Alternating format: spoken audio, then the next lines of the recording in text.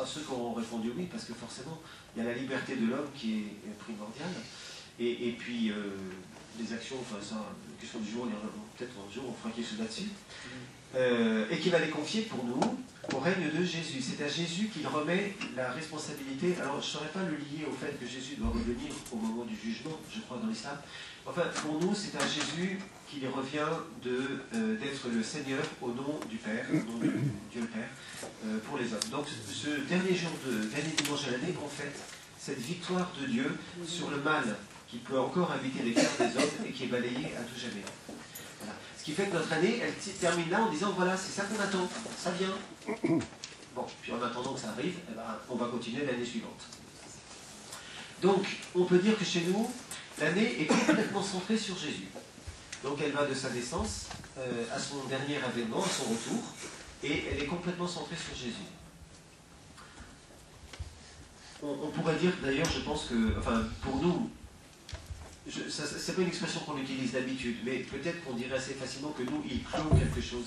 Comme vous vous dites facilement que le prophète clôt aussi la révélation des prophètes. Et pour nous, c'est la vie de Jésus qui est le chemin vers Dieu. Alors ça, c'est une particularité, c'est que nous ne lisons pas la révélation de Dieu dans la parole, ce qu'il nous a enseigné, et pour nous, sa présence aujourd'hui de ressusciter. Et du coup, c'est là qu'est la vérité. Le texte du livre, pour nous, est comme une porte d'entrée vers la vérité que nous trouvons dans la relation avec le Christ. Et c'est le Christ qui est le centre. Pour nous, le plus sacré de la révélation de Dieu, c'est le Christ, comme pour vous, le sacré du Coran. Voilà, pour trouver quelque chose d'analogue. Alors, donc, cette année chrétienne, on peut dire qu'il y a le temps qui, pour nous, rappelle la fondation. C'est toute notre histoire, et en fait, une histoire qu'on partage. Même si après il y a des différences dans notre manière de raconter. Mais en tout cas, cette histoire, le temps des prophètes. Alors je notais que dans les principaux personnages de notre histoire, qui chez nous sont Abraham, Isaac, Ismaël, Moïse, Élie, eh bien, vous les avez tous, ceux-là. On a quelques prophètes d'autres, mais on les a tous aussi dans le Coran. Donc là, on se retrouve dans cette tradition. Donc là, en tant que préparation, Noël, donc pour nous, la naissance du Messie, Jésus qui naît à Bethléem. Ensuite Pâques, donc pour nous c'est la victoire de Dieu en Jésus sur la mort. Jésus meurt à Jérusalem et ressuscite. La Pentecôte, c'est donc cet esprit de Dieu qui descend sur les proches de Jésus pour qu'ils le transmettent aux autres. L'Assomption et la Toussaint, les premiers sauvés, donc Marie et tous les saints, comme j'ai noté là, je ne peux pas tous lire, mais l'avant-garde. Voilà, c'est l'avant-garde. C'est ceux qui passent les premiers et qui préparent le chemin, d'une certaine façon. Et enfin, le Christ roi, victoire de Dieu sur le mal, cette fois-ci, c'est tous les hommes qui sont appelés. Voilà. Mais vous voyez que notre déroulement, d'une création, de la fondation jusqu'au jugement de Dieu, là, on est synchrone. Et c'est Dieu qui possède le début et la fin, donc de toute façon, on est synchrone, on est calé sur lui, obligatoirement. C'est lui qui nous révèle. Alors, là, on va commencer à voir des textes. La fête de Noël. La fête de Noël, c'est donc l'attente du Messie. Et alors j'ai pris dans la Bible quelques-unes des citations qui nous parlent de la venue du Messie. Et vous allez voir qu'elles s'échelonnent dans le temps. Donc Moïse date de 1250 à peu près. Alors, évidemment, je cale tout sur notre calendrier, hein, vous m'excuserez. Donc on est calé sur 1250 avant Jésus-Christ.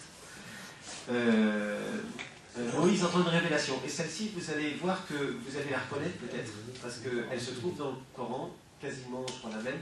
Mais simplement, chez nous, elle est attribuée à Jésus, et vous l'attribuez au prophète. Alors Yahvé m'a dit, du milieu de leurs frères, je ferai que se lève pour eux un prophète comme toi, et je mettrai mes paroles dans sa bouche, et lui dira tout ce que je lui commanderai. Vous avez un équivalent, je crois. Peut-être pas exactement. Là, c'est Dieu qui parle là. Alors là, c'est Dieu qui parle à Moïse. Sur la venue de Jésus. Donc on le voit comme un successeur de Moïse. Ensuite, on va se caler sur le temps du roi David, l'an 1000. Alors, autre formulation. Lorsque tes jours seront achevés et que tu te coucheras avec tes frères, je lèverai après toi ton descendant, et j'affermirai sa royauté. Lui me construira une maison, et moi, j'affermirai son trône royal pour toujours. Je serai pour lui un père, et il sera pour moi un fils. Voilà, donc ça va être aussi pour nous, Jésus sera considéré comme roi, descendant du roi et fils de David. C'est un des titres qu'on donne au Messie et par lequel on reconnaît. Vous voyez que là, par exemple, l'expression « je serai pour lui un père et il sera pour moi un fils », on ne fait pas la part là, entre ce que serait ce qu'on appellerait vulgairement un fils de Dieu, je dis vulgairement parce que ça ne correspondrait pas non plus à notre foi chrétienne, et une espèce d'adoption ou autre chose là qui se dit là. Bon, là, il faut aller plus loin. Et puis Isaïe, donc cette fois-ci on est vers 700 avant Jésus-Christ. Le Seigneur lui-même vous donnera un signe.